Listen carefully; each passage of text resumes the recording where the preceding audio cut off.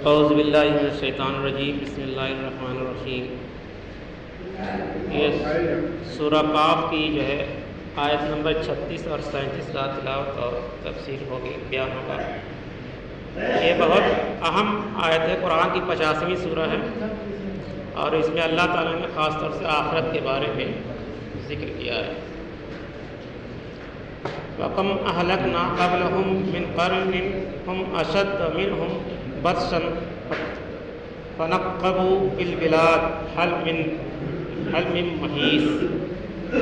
اور کتنی ہی قوموں کو ہم نے اس سے پہلے ہلاک کیا، اور کتنی ہی قوموں کو ہم نے اس سے پہلے ہلاک کیا جو قوت میں ان سے بڑھ کر تھی، سو انہوں نے ملکوں کے ملک فتح کیے، پھر کیا وہ کوئی جائے فرات پا سکے۔ یعنی اللہ تعالیٰ نے قرآن میں جو ہے بہت سی سورہ قاف بہت سی قوموں کا ذکر کیا ہے اس میں، اور ایک مثال دے کے سمجھا رہے ہیں اللہ تعالیٰ کہ ہم نے بہت سے طاقتور قوموں کو اس سے پہلے ہلاک کر دیا اور برباد کر دیا۔ کیوں برباد کر دیا؟ کیونکہ نافرمان تھے، اور ان کے پاس اتنی طاقت تھی کہ وہ ملک کے ملک فتح کر لیتے تھے۔ ان فی ذالک للذکر لمن کان لہ قلب او القی السمع وهو شہید۔ یقیناً اس میں یاد دہانی ہے اس کے لیے جس کا دل ہو یا جو توجہ سے سنے حاضر ہو کر۔ یعنی جو بات اللہ تعالیٰ نے بتائی کہ بہت سے قوموں کو ہم نے برباد کر دیا، یہ ان لوگوں کے لیے یاد دہانی ہے جو قرآن کو توجہ سے سنتے ہیں، یعنی دل لگا کر سنتے ہیں اور پرزنٹ آف مائنڈ سنتے ہیں۔ ایسا نہیں کہ ایسے ہی رسم کے طور پر سن لیے۔ یہ اپنے مضمون کے اعتبار سے یہ قرآن مجید کا بہت اہم مقام ہے۔ یاد دہانی کے حوالے سے اس آیت میں دو طرح کے لوگوں کا ذکر ہوا۔ یا یاد دہانی یا تو ان لوگوں کے لیے مفید ہے جو دل رکھتے ہیں، یا پھر وہ جو پوری توجہ سے اس کو سنے۔ گویا قرآن کی ہدایت تک پہنچنے کے لیے دو الگ الگ طریقے اور راستوں کا ذکر ہے۔ ایک ان لوگوں کا راستہ جو دل رکھتے ہیں، دراصل وہ لوگ جن کی روح زندہ ہے۔ روح کا مسکن چونکہ قلب انسانی سے ہے، اس لیے جس انسان کی روح زندہ ہو اس کا دل بھی زندہ ہوگا۔ ایسے دل کو دل بیدار یا دل زندہ قلب سلیم کہا جاتا ہے۔ یعنی اگر کوئی بات کہی جائے اللہ اس کے رسول کی، خاص طور سے قرآن پڑھ کے سنائے جائے اور کسی کے دل پر اثر نہ کرے یہ بات، تو سمجھے کہ اس کا دل مردہ ہے۔ یہی بات اس آیت میں بتائی۔ چنانچہ ایک زندہ شخص دل جب قرآن سنے گا تو اس شخص کی روح یوں لپک کر قرآنی پیغام تک پہنچ جائے گی جیسے پیٹرول دور سے آگ پکڑ لیتا ہے۔ اس کیفیت کو سورہ نور کی آیت 35 میں اس طرح بیان فرمایا گیا: یقاد زیتھا یضیء ولو لہم تمسسہ النار۔ قریب ہے کہ اس کا روغن خود بخود روشن ہو جائے، چاہے اسے آگ نے ابھی چھوا بھی نہ ہو۔ گویا ایک پاکیزہ روح نور وحی تک پہنچنے کے لیے بے قرار ہوتی ہے۔ حافظ ابن قیم رحمۃ اللہ علیہ نے اس بارے میں بڑی خوبصورت بات لکھی ہے کہ بہت سے لوگ قرآن کو پڑھتے ہوئے یوں محسوس کرتے ہیں جیسے قرآن ان کے دل پر نقش ہے، اور اس کی عبارت کے مصحف سے نہیں بلکہ اپنے لوح قلب سے پڑھ رہے ہیں۔ یعنی سلیم الفطرت لوگوں کو ارواح کو قرآن حکیم کے ساتھ خصوصی ہم آہنگی ہوتی ہے۔ ایسے لوگ جب قرآن مجید کی تلاوت کرتے ہیں ان کی روحوں میں ایک مانوس قسم کا ارتعاش یا سمپیتھک وائبریشن پیدا ہوتا ہے، گویا ان کی ارواح قرآنی الفاظ و آیات کے ساتھ پہلے سے ہی مانوس ہے۔ ایسے لوگوں کو قرآن کی ہدایت تک پہنچنے کے لیے کسی مہلت یا تک دو کی ضرورت نہیں ہوتی ہے۔ یعنی جن کا دل کیا ہے، کھلا ہوا ہے، جو قرآن کی باتوں کو سمجھتے ہیں۔ اب قرآن کی بات کیسے سمجھیں گے؟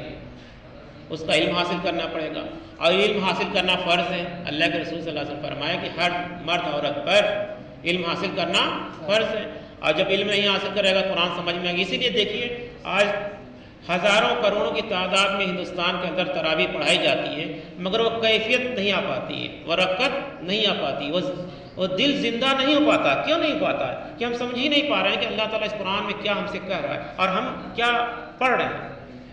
تو یہی بات یہاں پہ اس آیت میں کہ یاد دہانی ہے، قرآن یاد دلانے والا ہے۔ یاد کب ہوگا؟ جب کسی کی بات کو ہم سمجھیں گے تب تو یاد ہوگی کوئی بات۔ اتنا ہی بڑی بات ہے کہ جب ہو بھی رہا ہے تو لوگ نظر انداز جیسے حضرت ابو بکر صدیق رضی اللہ عنہ نے قبول حق میں ایک لمحے کا توقف بھی نہیں کیا، اس کے برعکس وہ لوگ جن کی ارواح پر غفلت اور مادیت کے پردے پڑ چکے ہیں۔ اس لیے اس آیت میں دوسرا طریقہ بتایا کہ او القی السمع ہو شہید، یعنی ان لوگوں کو خصوصی توجہ کے ساتھ محنت کرنا ہوگا، تب جا کر کہیں جا کر گوہر مقصود تک ان کی رسائی ہوگی۔ یعنی جن لوگوں کا دل مردہ ہے، جو قرآن کی بات کو نہیں سمجھتے، قرآن کی آیت کی طرف نہیں لپکتے، ان کو کوشش کرنی پڑے گی۔ کیسے کوشش کرنی پڑے گی؟ اللہ تعالیٰ نے بھی قرآن میں یہی بات بتائی کہ ان لوگوں کو خصوصی یعنی اسپیشل توجہ کے ساتھ محنت کرنا ہوگا، تب جا کر کہیں اپنے منزل مقصود تک پہنچ سکیں گے۔ ایک جگہ قرآن میں اللہ تعالیٰ نے سورہ آل عمران میں آیت نمبر 110 میں فرمایا ان فی خلق السماوات والارض واختلاف اللیل والنہار لآیات لأولی الالباب الذین یذکرون اللہ قیاما قعودا وعلی جنوبہم یتفکرون فی خلق السماوات والارض ربنا ما خلقت ھذا باطلا سبحانک فقنا عذاب النار۔ یقیناً آسمان اور زمینوں کی تخلیق اور رات اور دن کے الٹ پھیر میں ہوش مندوں کے لیے نشانیاں ہیں۔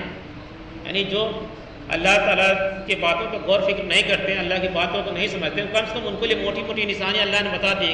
تم زمین اور آسمان کو دیکھو، کیسے دن ہوتا ہے، کیسے رات ہوتی ہے، کیسے چاند نکلتا ہے، سب یہ نشانیاں ہیں ان لوگوں کے لیے جو نہیں سمجھتے ہیں، جو اللہ کا ذکر کرتے ہیں کھڑے بھی بیٹھے بھی اور پہلوؤں پر بھی مزید غور فکر کرتے رہتے ہیں آسمانوں اور زمین کی تخلیق میں۔ اے ہمارے رب، تو نے سب کچھ بے مقصد تو پیدا نہیں کیا، تو پاک ہے، بس تو ہمیں دوزخ کی عذاب سے بچا۔ یہ ایک دعا بھی ہے، لوگوں کو پڑھتے رہنا چاہیے۔ کوئی بھی دنیا کی چیز یعنی یہاں تک کہ چیونٹی بھی اللہ نے بے مقصد پیدا نہیں کیا، ہر ایک چیز با مقصد پیدا کیا۔ کہیں نہ کہیں اس کا استعمال ہے، کہیں نہ اس کا کسی نہ کسی کے لیے فائدہ مند ہے۔ ہماری عقل ہے، ہم کب تک اس بات تک پہنچ سکتے ہیں، کب تک وہ جان سکتے ہیں۔ پھر اللہ تعالیٰ نے یعنی قرآن اب ذکر کی بات آتی ہے کہ تم کھڑے بھی بیٹھے بھی اٹھتے بھی سوتے ہوئے اللہ کے ذکر کرتے رہو۔ ذکر کیسے کریں گے آپ دیکھیے، فکر قرآن تو ذکر اور فکر کے امتیاز کا نام ہے، یعنی ذکر اور فکر کا سب سے اچھا طریقہ قرآن ہے۔ کیا ہے؟ قرآن ہے۔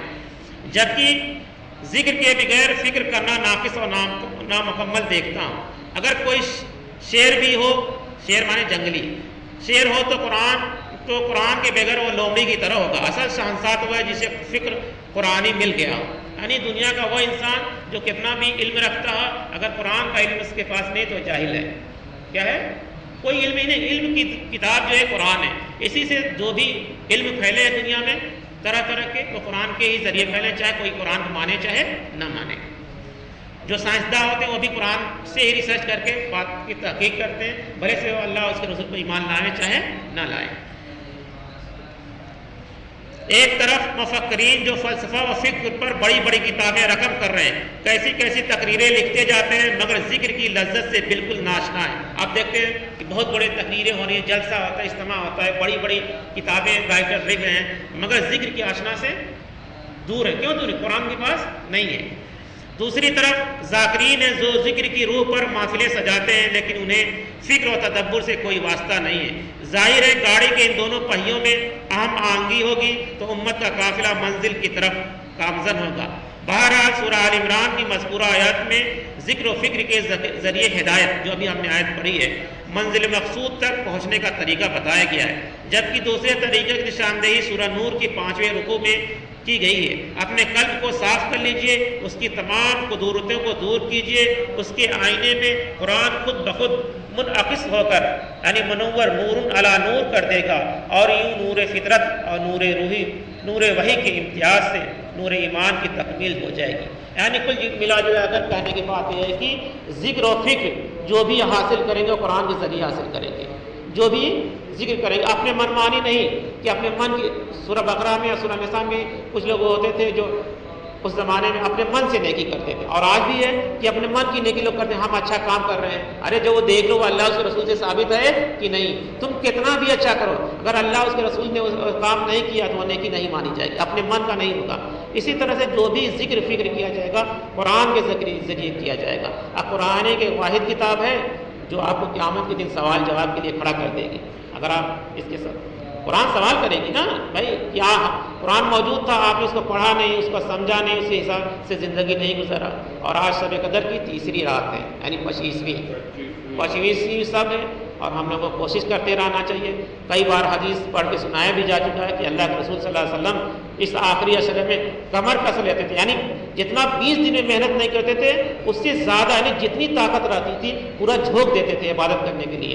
اپنے گھر کے اندر, بال بچوں کے اندر, چاہے جیسے بھی سب کو جگاتے تھے, اللہ کے سامنے روتے تھے, گڑگڑاتے تھے, جو بھی دکھ پریشانیاں سب مانگتے. دیکھیے یہ رات یہ نجات والی بھی رات ہے, تقدیر بدلنے والی رات ہے, رزق مانگنے کی بھی رات ہے. یعنی جو کچھ بھی آپ مانگیں گے اللہ تعالیٰ اس کو نماز دے گا اگر آپ نے اپنی زندگی اللہ اس رسول کے مطابق گزاری ہے. تو پہلے شرط ہے, دعا قبول ہونے کی شرط ہے کہ آپ کی جو زندگی گزرے وہ اللہ اس رسول کے مطابق گزرے گی, تبھی دعا قبول ہوگی. تو پہلے کوشش کرنا چاہیے کہ ہماری زندگی جو بھی بچی ہوئی ہے, جو بھی غلطیاں ہوئی ہیں اسے توبہ کر لیں اور اللہ کے سامنے توبہ کرنا سب سے آسان ہے. سجدہ کریں, روئیں, گڑگڑائیں.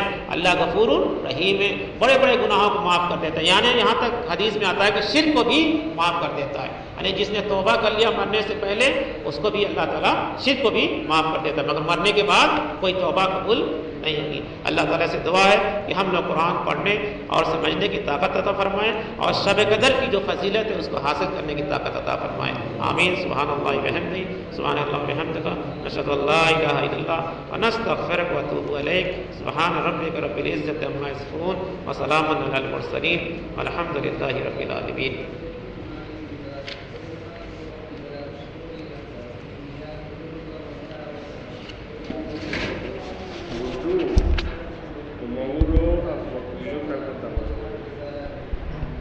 رات کے